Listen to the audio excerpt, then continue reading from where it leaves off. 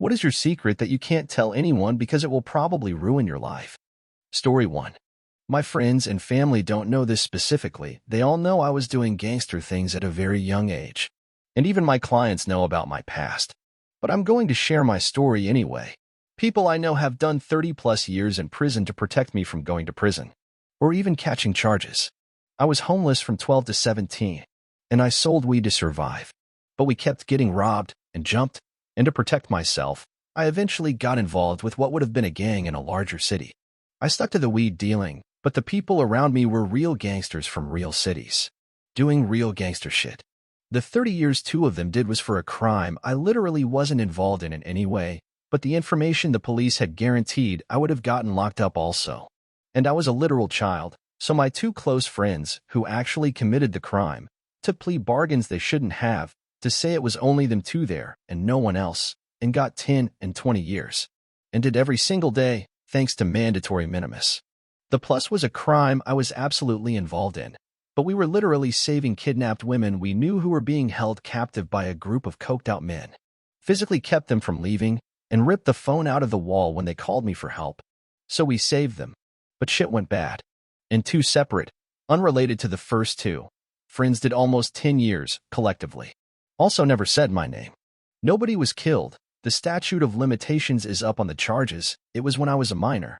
And the 2 women were unharmed thanks to our quick response and willingness to do what needed to be done to save them, including kicking in doors and extreme violence. They were traumatized, but physically unhurt. Some people say they have the best friends in the world, but I can't prove it mathematically. Story 2. A couple of years ago, my girlfriend left me and I started using dating apps for the first time. I'm not an ugly guy, but also not the most attractive, so I only ended up getting like 5 to 8 matches in that time.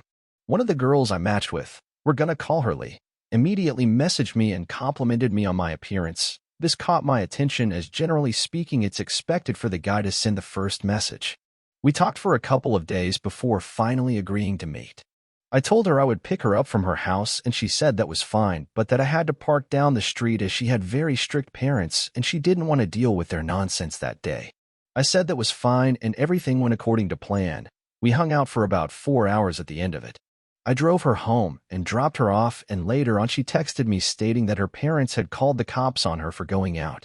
I couldn't believe it, but the relationship I had just come out of had a similar situation in regards to the parents, so it really didn't set me off too much.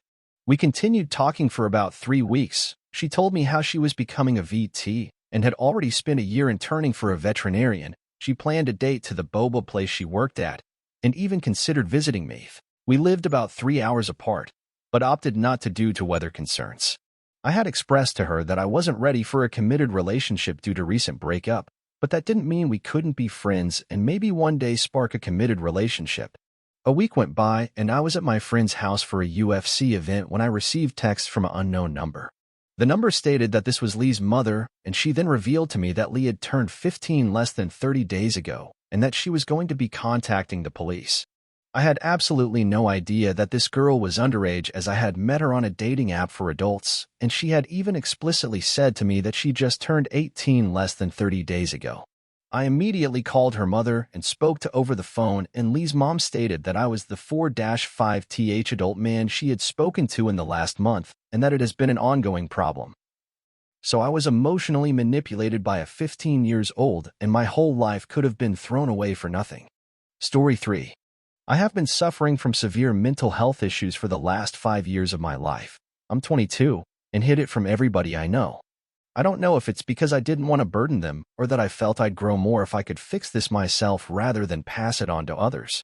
It started with college, got bullied and betrayed by my closest friends, and then bullied by a lecturer in the same month who poor shamed me multiple times. I dropped out, and that started a 2-year cycle where I went from one of the smartest people in my life who knew everything, always read complicated books, studied science and computers for fun to someone who would struggle with reading single sentences in a book to constantly committing myself to new hobbies for my future, but dropping them in a week and never touching them again. Before the mental health issues, I was a go-getter, as a grandpa might say. I literally studied photography and Photoshop on a whim for 3 months and ended up getting a national award and working for a race course. I'm not trying to show off, rather explain. I picked things up quick and obsessed with them till I felt I had accomplished my goals, and now I couldn't keep it going for a week without giving up. I couldn't read anymore because I had voices in my head screaming 24/7. I would read a sentence, but would need to reread it 7 times before it would stick because at any one time it would feel like 20 different voices echoing the words, all slightly out of sync and with reverb.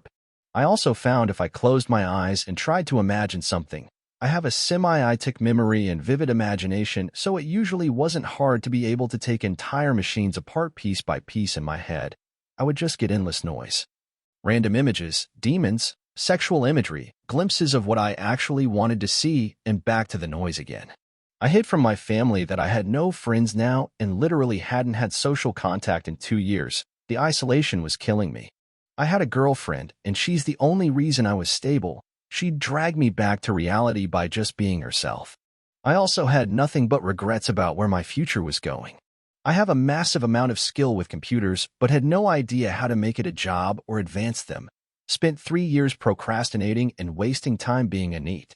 Only good part of it was the endless amount of gaming time since I am a huge gamer. It's now 2023, and I am on the mend. I feel mentally stable and I don't have the voices anymore for the most part. My self-doubt and self-hatred is still not gone, but I've learned to tell myself push towards something if I think it will help. My partner bought me an omnibus of Batman comics, completely random act, but it brought back my confidence in reading, and now I'm just about at the level where I can read complex literature about AI and not completely be blank-minded while reading. Story 4. I'm 40 and my parents have no idea that I never actually graduated college. I went for almost 6 years and never felt like I really knew what I was doing. School wasn't necessarily hard for me, but I just couldn't bring myself to focus or be dedicated to it. My parents were super obsessed with the idea that everyone needs a degree to get any decent job, so there was a ton of pressure and dropping out wasn't an option. So, I graduated in a winter semester and decided not to walk the stage since the December ceremony was always pretty small and I knew they wouldn't think that was weird. This happened to be during the recession in the 2000s, so I had an excuse for not finding a conventionally professional job right after that. Now, I actually have a really good job with a company that focuses on hiring people based on experience, skill, and personality, so it turns out I didn't even need that degree. But I will never tell my parents the truth. Story 5.